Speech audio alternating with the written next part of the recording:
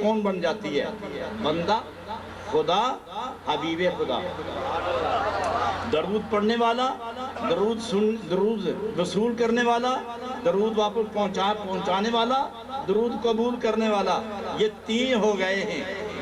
جب بندے کے منہ سے نکلتا ہے اللہم صلی علی سیدنا محمد الصلاۃ والسلام علیک یا رسول اللہ، تو یہ درود سب سے پہلے خدا کی بارگاہ میں پہنچتا ہے، اور خدا اس کو کامل کر کے اپنے محبوب کو عطا کرتا ہے، اور محبوب پاک سنتے ہی اس مومن پر رحمت بھیج رہے ہوتے ہیں۔ لیکن اس میں وقت کتنا لگتا ہے؟ آپ اپنے گھروں سے اٹھ کر جو یہاں آئے ہیں، ذرا تھوڑی دیر کے لیے اپنے گھروں میں خیال کے ساتھ جاؤ تو صحیح، اور جو کچھ رکھا ہے، جتنے کمرے ہیں، کمروں میں جتنا سامان ہے، سب کو یہاں بیٹھے ہوئے سوچو اور پھر واپس آؤ اور مجھے بتاؤ جانے آنے اور تمام معاملات کو دیکھنے میں کتنا وقت صرف کیا ہے، کتنا وقت صرف ہوا۔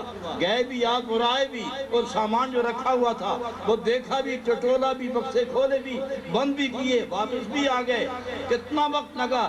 اس سے کم تر وقت، اس سے بھی 1000 درجے کم وقت درود پڑھنے والا جب درود پڑھتا ہے تو اسی وقت نبی پاک کی بارگاہ سے جواب آ جاتا ہے۔ پڑھیے درود شریف، اللہم صلی علی سیدنا محمد وعلی آل سیدنا محمد وبارک وسلم وصلی علیہ۔ اللہ نے ارشاد فرمایا میرا ذکر کرو میں تمہارا ذکر کروں گا،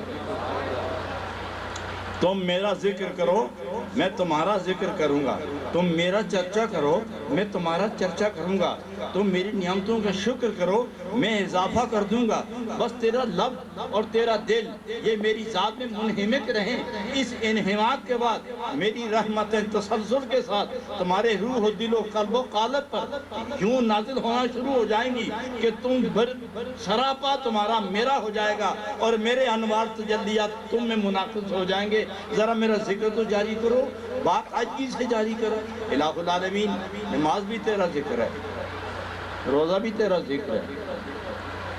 یہ ذکر 8 معنوں میں آتا ہے، مفسرین نے اس کے 8 معنی کیے ہیں۔ نماز بھی اس میں شامل ہے، تلاوت بھی اس میں شامل ہے، حج بھی اس میں شامل ہے۔ جس سے یاد خدا قائم ہو وہی تو ذکر خدا ہے، جس سے محبوب یاد آئے وہی ذکر خدا ہے۔ تو گویا یہ سب اذکار ہیں، لیکن میں پوچھتا ہوں کہ وہ ذکر کہ جو قبول نہ ہو اس کا تو بدلہ بھی نہیں ملتا۔ بدلہ تو اس ذکر کا ملتا ہے جو اسے پسند آ جائے، اور جو تحفہ پسند نہ آئے وہ ٹھیک ہے، رد نہیں کرتے لیکن پسند بھی نہیں کرتے۔ یہ بڑے لوگ رد نہیں کرتے مگر پسند بھی نہیں کرتے، اور جو پسند آ جائے اسے وصول بھی کرتے ہیں، اسے محبوب بھی جانتے ہیں۔ اب جتنے اذکار ہیں بے شمار اذکار ہیں، اللہ کے اذکار کی تو حد و ثنا حد ہے ہی نہیں، کہاں رکتا ہے ذکر کہاں نہیں، کتنے اسماء ہیں، کتنے اذکار ہیں، کس ذکر سے خدا کو یاد کریں کہ وہ جلد راضی ہو جائے۔ اللہ اس کا ذاتی نام ہے، باقی سب صفاتی ہیں، لیکن حضرات کتنا عرصہ ہوا یاد کرتے کرتے کرتے، جہاں تھے وہیں ہیں، نماز پڑھتے پڑھتے عمریں بیت گئیں، جہاں تھے وہیں ہیں، روزے رکھتے رکھتے کمزور ہو گئے، بوڑھے ہو گئے، جہاں تھے وہیں ہیں، حج کر کر کے آئے ہیں، جہاں تھے وہیں ہیں۔ یہ سارے جتنے بھی اذکار ہیں یہ درجہ امید کے مالک ہیں، ہمیں وہ ذکر چاہیے جو یقین کا درجہ رکھے۔ یہ سب امید کے درجے ہیں، لیکن خدا نے ایک بات اور فرمائی، یا حبیبی جعلتک ذکر من ذکری، اے میرے محبوب تم ہی میرے ذکر ہو۔ فَمَنْ ذَكَرَكَ فَقَدْ ذَكَرَنِي، جس نے تجھ کو یاد کیا بس اسی نے مجھے یاد کیا۔ ہر ذکر بدرجہ امید قائم ہے، لیکن جناب محمد الرسول اللہ کی ذات بدرجہ یقین قائم ہے۔ تو گویا نتیجہ اس طرح نکلے گا کہ ذاکر مومن ذاکر ہے اور خدا مذکور ہے۔ ذاکر مذکور کے درمیان جو رابطہ ہے وہ ذکر ہے۔ ذاکر مخلوق، مومن ذاکر، خدا مذکور، اور ان دونوں کے درمیان رابطہ جس سے یہ ذاکر بنا اور وہ مذکور وہ ذکر ہے. اور خدا فرماتا ہے میرے محبوب تم ہی میرا ذکر ہو. تو گویا خلق و خالق کے درمیان جو رابطے کی پہلی بنیاد ہے وہ محمد رسول اللہ صلی اللہ علیہ وسلم ہیں. تو نتیجہ یہ کہ جسے مصطفیٰ مل گئے اسے خدا مل گیا, جسے ذکر مل گیا اسے مذکور مل گیا. اور ذکر ہیں جناب محمد رسول اللہ صلی اللہ علیہ وسلم. لیکن اس کے لیے محبت چاہیے, اس کے لیے انس و الفت چاہیے. یہاں ایک خوبصورت واقعہ مجھے یاد آتا ہے جو بہت پہلے میں نے پڑھا تھا کہیں, نہ جانے کتنا عرصہ ہو گیا, لیکن موقع کی مناسبت سے عرض کروں کہ ایک یہودی نے اپنے لڑکے کو کچھ درہم دیے, رقم دی کہ بیٹا جاؤ تو سودا لے کے آؤ, جاؤ سودا لے کے آؤ. ظہر کا وقت ہوا ہوگا, ہو گیا. آگے حضور تشریف لا رہے تھے, ادھر سے یہ نوجوان جا رہا تھا. اس کی نظر رخ مصطفیٰ پہ لگی اور نگاہ مصطفیٰ اٹھی اس نوجوان پہ لگی. وہ عجیب قبولیت کا وقت تھا. نگاہ نبی نے اس کا دل قید کر لیا اور اس کی نظر بھی حسن مصطفیٰ میں اٹک گئی. وہ دیکھتا رہ گیا. نبی پاک نے ایک مرتبہ دیکھا, پھر دیکھا, اور وہ دیکھتا رہ گیا.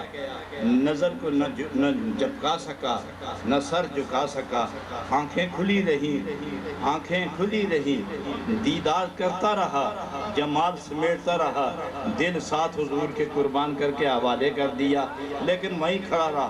کھڑے کھڑے کافی وقت. یہاں جامی اس کیفیت کو بیان کرتے ہیں کہ حسنت آنکھ کے در یک دم رخت را صد نظر بینم, کہ حسنت آنکھ کے در یک دم رخت را صد نظر بینم.